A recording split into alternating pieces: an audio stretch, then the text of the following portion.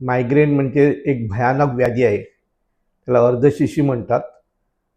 पण ज्याला मायग्रेन होतो त्यालाच कळतं मायग्रेन म्हणजे काय.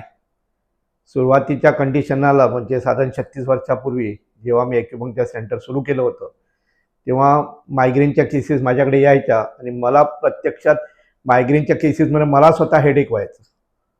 कारण त्यांच्या केसेस हँडल करणंच फार कठीण होतं आणि त्याच्यावर उपचारच नव्हता.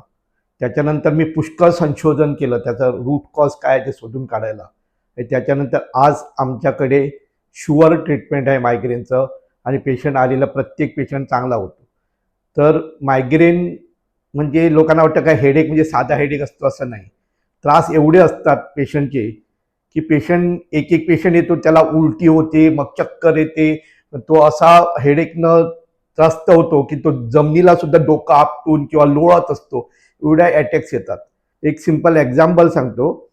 एक कल्पना म्हणून एक पेशंट आली होती, सिव्हिअर केस होती आणि एवढी रडत होती आणि त्या मायग्रेन अटॅकमध्येच तिला आणलं होतं इथं.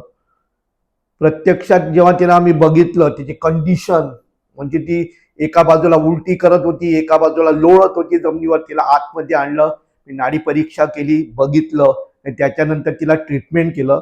त्याचा पण व्हिडिओ तुम्ही बघू शकतात. त्याच्यानंतर लगेच तिला इम्प्रूव्हमेंट झालं आणि हसायला लागली. आम्ही पूर्ण तिचे कोर्सेस 6 महिने 10-10 दिवसाचे ट्रीटमेंट, 6 महिने ट्रीटमेंट दिलं. त्याच्यानंतर ती साधारण 1-2 वर्षांनी परत भेटायला आली होती, तेव्हा ती पूर्ण नॉर्मल होती. अशा मायग्रेनच्या केसेस लोकांना दिसतात तशा नसतात, फार हाल होतात. ज्या ज्या केसेस आम्ही बघितल्या आणि हँडल केल्या, असं वाटत होतं की यांना आमची खरीच गरज आहे.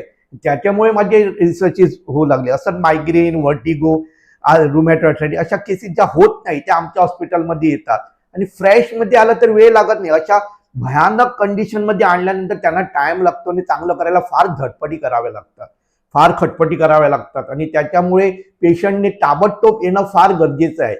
पुष्कळ औषधं घेतल्यानंतर त्या औषधाचा मारा करून त्याच्यावर परत ते मायग्रेन वाढत जाते. जेवढे पेशंट स्ट्रॉंग औषधं घेतात तेवढे आम्ही केसेस बघितलं की भयानक परिस्थिती असते त्यांची. पण हे केसेस मायग्रेनच्या आणि सर्व ज्या केसेस आहेत ते स्टार्ट कंडिशनमध्ये येणं फार गरजेचं आहे.